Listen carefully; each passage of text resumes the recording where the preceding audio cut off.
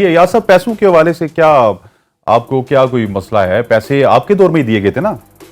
देखें, ये पैसे पहले जहाँ तक देखें मुझे मालूम है, क्योंकि ना मैंने दिए ना मेरा लेना देना, लेकिन जो इन्फॉर्मेशन ये है कि सेठी साहब जिन्होंने पहले पैसे मांगे कि जी हमें पता नहीं एजाजिया चाहिए अपने स्टाफ को देना है, गलती सेठी साहब की भी है, इनको नहीं देने चाहिए थे, नंबर 1। दूसरी बात ये, फिर इन्होंने दोबारा मांगे। इशू ये है कि वो मिनिस्टर साहब इसको इस तरह जस्टिफाई करते हैं कि ये हमने एजाजिया लिए कुछ जेब में नहीं। तो एजाजिया कौन सा उन्होंने हुकूमत पाकिस्तान के ख़जाने में जमा कराया? आपने किस कानून के तहत पीसीबी से 1 रुपया भी लिया? ये किसी के अब्बा जी के पैसे तो नहीं है, ना ये पीपल्स पार्टी के पैसे हैं, ना ये एहसान उल हक मज़ारी के पैसे हैं, ना ये आईपीसी मिनिस्ट्री के पैसे हैं। ये पैसे प्योरली पाकिस्तान क्रिकेट बोर्ड और पाकिस्तान क्रिकेट के जो प्लेयर्स हैं ये उनके पैसे हैं, ये उनको मिलने चाहिए थे, उनको नहीं मिले। आपके सेक्रेटरी ने ले लिए, आपकी ज्वाइंट सेक्रेटरी ले लिए, आपके स्टाफ ने ले लिए। क्यों? क्योंकि आप उसी स्टाफ के साथ इलीगल काम करने में, उसी ज्वाइंट सेक्रेटरी से इन्होंने इलीगल नोटिफिकेशन कराया जो इलीगल है, जो कोर्ट में चैलेंज हो गया। उसी स्टाफ से ये रात दिन बैठ के खिचड़ियां पकवाते रहे ज़का अशरफ के दौर के अंदर। तो आपने उनको ब्राइब किया, आपने उनको इस्तेमाल किया। मैं तो ये कहूंगा ना, और किस कानून के तहत ये पैसे जस्टिफाइड नहीं है? अगर है तो मुझे कोई भी मिनिस्ट्री ऑफ फाइनेंस का बंदा आके, कोई आईपीसी मिनिस्ट्री का कोई सीएफओ आके, कोई पाकिस्तान क्रिकेट बोर्ड का सीएफओ आके, कोई फाइनेंशियल एक्सपर्ट आके मुझे जस्टिफाई करे कि 1,64,00,000 रुपया एहसान उल हक मज़ारी ने किस कानून के तहत पीसीबी से लिया और क्यों लिया और किस मकसद के लिए। वैसे इसके लिए फिर जो है ना सेठी साहब को भी मुर्द इल्जाम ठहराना चाहिए कि उन्होंने दिए क्यों दिए। मैं खुद पहले कहा कि सेठी साहब को भी नहीं देने चाहिए थे। ब्लैकमेल क्यों हुआ? आपने ना पिछले ब्रेक से पहले भी यही कहा जी कि विक्टिमाइजेशन हो रही है, स्पेशली आपके साथ तो हुई है, इसी वजह से हमने आपको यहाँ पे बैठाया हुआ है। लेकिन आपके आने पर भी जो डोमेस्टिक नेशनल कोचेज हैं, जो अपने पाकिस्तानी कोचेज से उनको फारिग किया गया, मिकी ऑथर को लाया गया, तो नई रिजीम आती है, चेंजेस तो आते हैं ना। आपको जैसे मैंने बताया था कि जो लोग फारिग हुए थे वो इस कानून के तहत हुए थे, क्योंकि 2019 का जो कॉन्स्टिट्यूशन था रमीज राजा साहब वाला, वो डिसॉल्व किया प्राइम मिनिस्टर ने। उस जो मैनेजमेंट कमेटी के अंदर नोटिफिकेशन में लिखा है कि वो आइन मुअत्तल हो चुका है, खत्म हो चुका है। नए आइन को बहाल करने के लिए इस कमेटी को ये टास्क दिया जा रहा है। तो उस आइन के तहत जो लोग काम कर रहे थे वो ऑटोमेटिकली फारिग हो गए ना।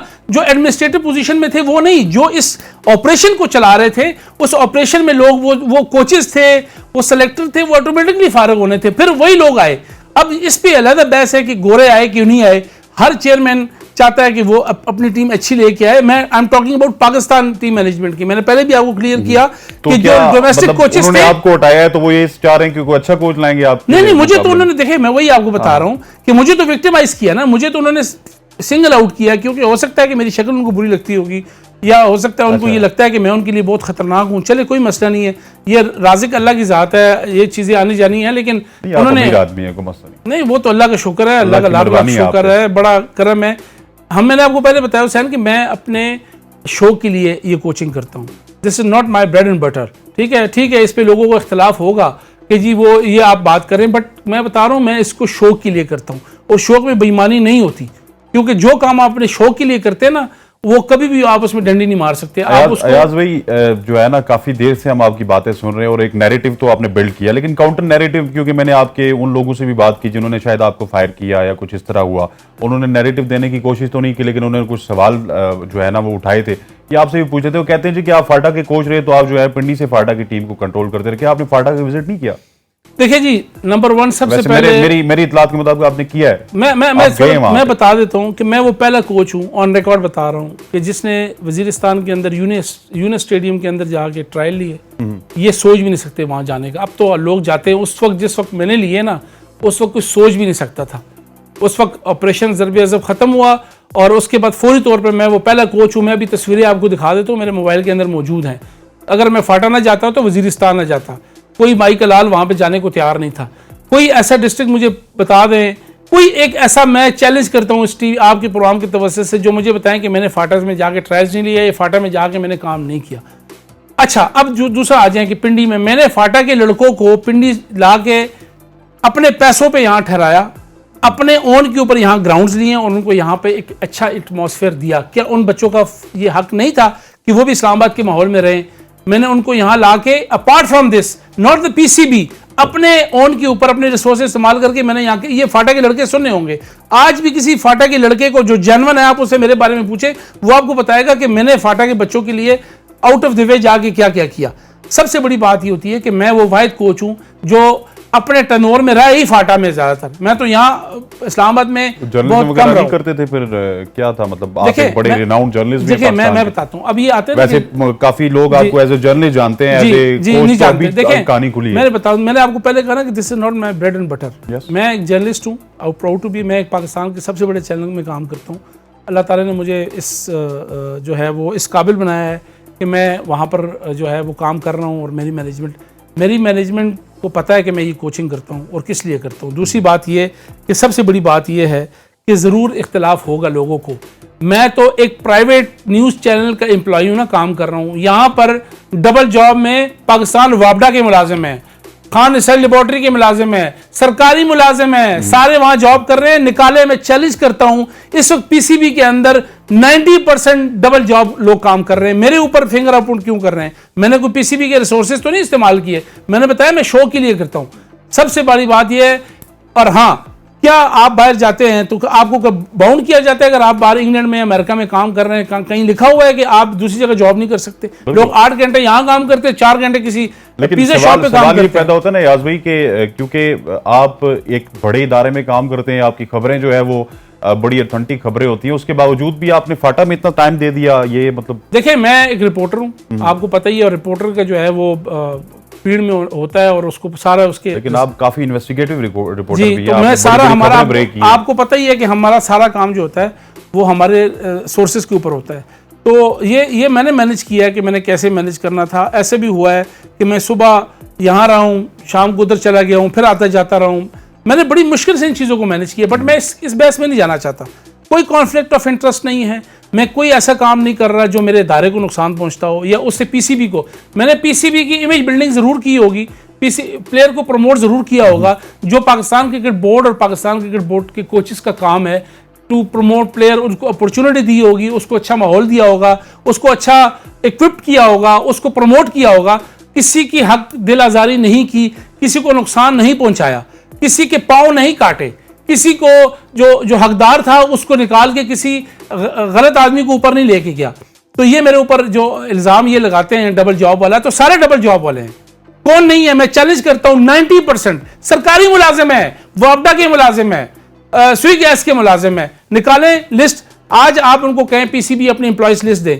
ये छोड़े कोचिंग को, ये जो एडमिनिस्ट्रेटिव स्टाफ के अंदर बैठे हुए, क्या ये पीएसएल के अंदर, और मैं क्या इनसे लेता हूँ? पीएसएल के अंदर वहां ये बैठ के 2-2 करोड़ रुपए ले रहे होते हैं और यहां से भी 10-10 लाख तनख्वाहें ले रहे हैं। वहां पे किसी को तकलीफ नहीं हो रही, मेरे ऊपर क्यों तकलीफ हो रही है? इसलिए हो रही है कि पता नहीं फिर वो मुझसे क्या चाहते हैं। वो मैं शायद पिंडी रीजन के आप जब कोच बने याज भाई, तो ये भी आप पे लगाया जा रहा है, ये पिंडी ग्राउंड में जाते ही नहीं थे। ग्राउंड में कितना वैसे वक्त देते हैं?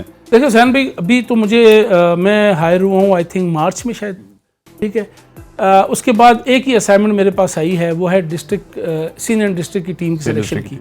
एग्जैक्टली। यहाँ से मैंने सबसे पहले मैंने चकवाल के ट्रायल लिए। मैं चकवाल वहाँ गया, चकवाल ट्रायल लिए, आप चकवालों से पूछ सकते हैं। मैंने सारा दिन वहाँ गुजारा, एक बच्चे के ट्रायल लिए। उसके बाद मैं अटक गया हूँ, मैंने अटक में सबके ट्रायल लिए। उसके बाद मैं जेलम गया हूँ, मैंने जेलम में सबके ट्रायल लिए। उसके बाद चौथा मेरा डिस्ट्रिक्ट था पिंडी, मैं वहाँ रहा। जो मुझे असाइनमेंट पिंडी स्टेडियम में पिंडी क्रिकेट रीजन की मिली वो मैंने पूरी की। मैंने उसके बाद जाके अंडर-19 के मैचेस भी देखे केआरएल ग्राउंड के अंदर। उसके अलावा मैंने जाके यू पार्क के अंदर जब ये ट्रायल मैचेस हो रहे थे वो जाके विटनेस किए। मेरे पास तमाम प्लेयर्स का डाटा था, और मैंने क्या करना है? जाके उधर कसियाँ मारनी है, मैंने और क्या करना है? यही कोच का काम है। और ये मैं कहता हूँ, ये कौन सा कोच करता है? आप किसी रीजन कोच को उठा के देखें किसने इतना काम किया होगा जितना मैंने काम किया। क्योंकि मेरा शौक है, मैं बार बार कह रहा हूँ, मैंने किसी पे एहसान नहीं किया, मैंने अपने शौक के लिए किया। मैं सबसे ज़्यादा एक्टिव था, मैंने सबसे ज़्यादा काम किया, किसी पे एहसान नहीं किया। आज भी आपको बताता हूँ, ये रिज़्क पड़ा हुआ है। पीसीबी को चैलेंज करता हूँ, मैंने अंडर 16 के ट्रायल लिए फाटा में जाके, मैंने ये आपके सामने कह रहा हूँ, मैंने पिंडी रीजन के ट्रायल लिए। अगर मैंने 1 रुपए का बिल भी क्लेम किया हो पीसीबी से इन ट्रायल्स का, जबकि मैं एलिजिबल हूँ, 2000 पर डे वो, और फ्यूल मैं अपनी गाड़ी इस्तेमाल करके गया हूं। अभी पीसीबी को मैं चैलेंज करता हूं, मेरे एक बिल निकाल के दिखा दे।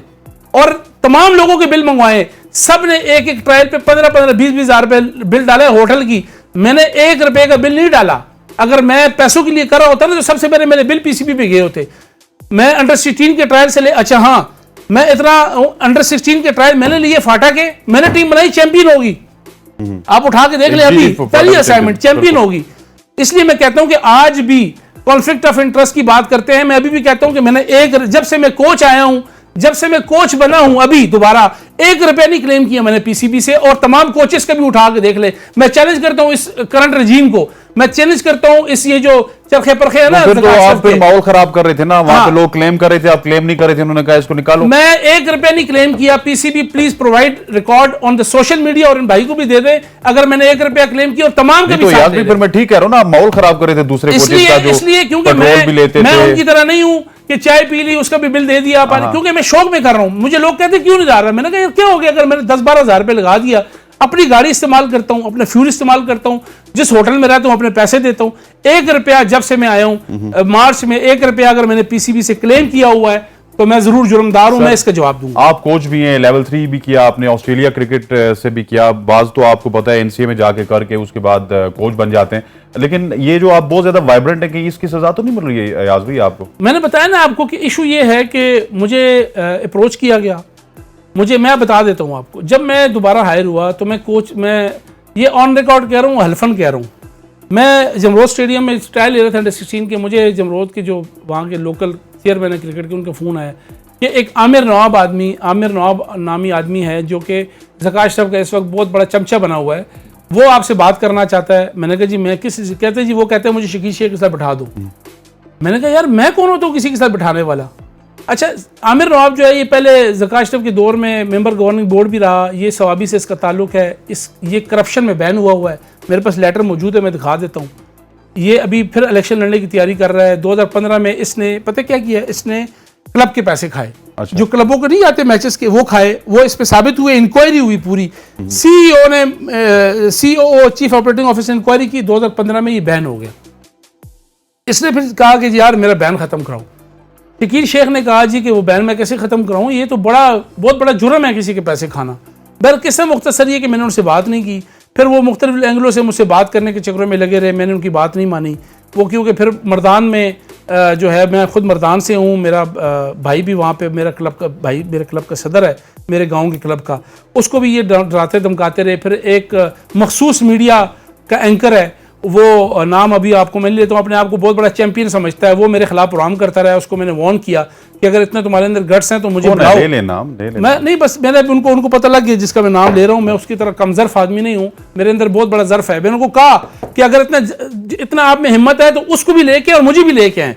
आपको मैं बताऊंगा किस तरह ये ज़का अशरफ के गिर्द जो है वो सारा करप्ट टोला, सारा चोर माफिया, सारा मनी मेकर और जितना मुफाद परस्त टोला है, ये सारा ज़का अशरफ के दाएं बाएं है। और वो दिन दूर नहीं है जब ज़का अशरफ को ये नदियाँ ये डुबवाएंगे और यही बताएंगे। वो मैं बाकी अगले प्रोग्राम के लिए आपको जरूर कभी ये तो बड़ी इंटरेस्टिंग बात है। मैं आपको बताऊं, मैं सोशल मीडिया देखता रहता हूं, जो लोग नजम सेठी के गुण गा रहे थे आज ज़का अशरफ के गुण गा रहे हैं। तो वो मुफाद परस्त लोग है ना, मुफाद पर नहीं, कुछ ऐसे लोग भी हैं जो आए ही ज़का अशरफ को इसलिए लेके आए हैं क्योंकि उनकी, जैसे वो आमिर नवाब का मैं नाम ले रहा हूँ, ये बैन हुआ है।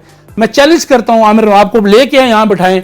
उसने सवाबी की वैसे ये आपके लिए भी सबक नहीं है कि जो लोग आपकी भी वो करते थे, खुशामद करते थे, खबरें भी आप लोग इनको देते थे, पीसीबी वाले, मतलब उस वक्त आप पीसीबी के थे। जी। आजकल वो लोग जो है वो बिल्कुल लेवल प्लेइंग फील्ड कर रहे हैं ताकि किसी तरह से ज़का अशरफ साहब के भी करीब आ सके। लेवल प्लेइंग फील्ड बल्कि हमारे एक दोस्त हैं, वो एंकर हैं, मुझे नाम भूल गया, तो उन्होंने एक दिन ये ट्वीट की कि बाज लोग तो इतनी जो है खुशामद कर रहे हैं कि ज़का अशरफ साहब को बाप ना बना लें। बिल्कुल सही बात है। ये तो देखें ना, हर किस्म के लोग होते हैं। मेरा तो कहने का मकसद ये देखें ना, मेरे मीडिया पीसीबी मीडिया से कोई ताल्लुक है ना मेरी खबरें, मैं जलने जरूर हूँ, लेकिन जब मैं पीसीबी के साथ काम कर रहा हूँ तो मैं कभी भी पीसीबी की लेकिन आपकी खबर तो बिल्कुल वो फ्लॉप होगी ना। कौन सी? वो जो आपने जियो पे दी थी। कौन सी? कि जी मैनेजमेंट कमेटी यही रहेगी और वज़ीर आज़म ने जो है वो एतमाद का इज़हार कर दिया। मैं बता देता हूँ वो क्या था। वो बिल्कुल सही खबर थी, प्राइम मिनिस्टर ने भी कहा। और उसके बाद बयानिया बनाने की कोशिश तो नहीं कर रहे? नहीं। मैं देखिए, मैंने उस वक्त नजीम सेठी साहब को कोट किया था। अगर आप वो खबर उठा के देख लें, जी मैंने सुनी, उसमें नजीम सेठी साहब को मैंने कोट किया था। नजीम सेठी साहब से मेरी बात हुई थी, उन्होंने मुझे जो बात की मैंने वो कोट कर दी। फिर मैंने प्राइम मिनिस्टर ऑफिस के जो सोर्स है, क्योंकि मैं प्राइम मिनिस्टर की बीट करता हूँ, उन्होंने मुझे कहा कि बिल्कुल बड़ी अच्छे माहौल में मीटिंग हुई और उसमें इस्हाक डार भी मौजूद थे, एहसन इकबाल साहब भी मौजूद थे, और ये सारा हुआ कि आप ही हमारे चेयरमैन होंगे। क्योंकि वो मीटिंग जब हुई, वो जब टीवी पे चला, तो उसके बाद फिर लॉबी एक्टिव हुई और उसके बाद उन्होंने ब्लैकमेल करना शुरू कर दिया कि जी हमें तो अब दें और दें। ऐसी बात होती तो नजम सेठी को ट्वीट करने की जरूरत क्या थी? जब तक नजम सेठी उस वार के अंदर मौजूद था उस लाइन, उस वार तो नहीं कह सकते, उस लाइन के अंदर मौजूद था कि वो चेयरमैन बन सकता था, क्यों नहीं नोटिफिकेशन हुआ? जब उन्होंने ट्वीट किया कि मेरे से कोई ताल्लुक नहीं है, तो उसी दिन फिर नोटिफिकेशन क्यों आया? फिर करा सकते तो करा लेते ना। ये तो निजाम सेठी साहब की अजमत कह लें, उनके बड़ापन कह लें कि वो विड्रा कर गए कि यार मेरी वजह से जरदारी साहब के और शहबाज शरीफ के ताल्लुकात ख़राब हो रहे हैं। तो अगर इतने स्ट्रांग थे तो करवा लेते निजाम सेठी की होते हुए। आप वो ट्वीट कहते नहीं, आधी रात को ट्वीट हुई इसलिए की कि उन्होंने विड्रा करना पड़ा, क्योंकि लड़ाई बड़ी शदीद हो गई थी। इस चीज़ को तो आप छोड़ दें कि ये कोई इस तरह आया और गिलास उठा के दिला, ये इतना आसान नहीं हुआ।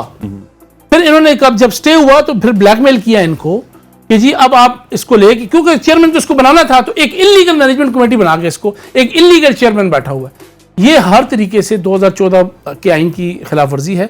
इसको छोड़ दे कि मैं कोच हूं नहीं हूं, मुझे कोई फर्क नहीं पड़ता। मैं कोई इसके लिए थोड़ी बैठा हुआ था, मैं तो सीधी बात करता हूं, एक शौक के लिए कर रहा था। वो शौक अगर नहीं लोग पूरा कराना चाहते, वो समझते हैं कि चोर डाकुओं को ला के कराना चाहते, तो करा दे, मेरे से तो कोई फर्क नहीं पड़ता।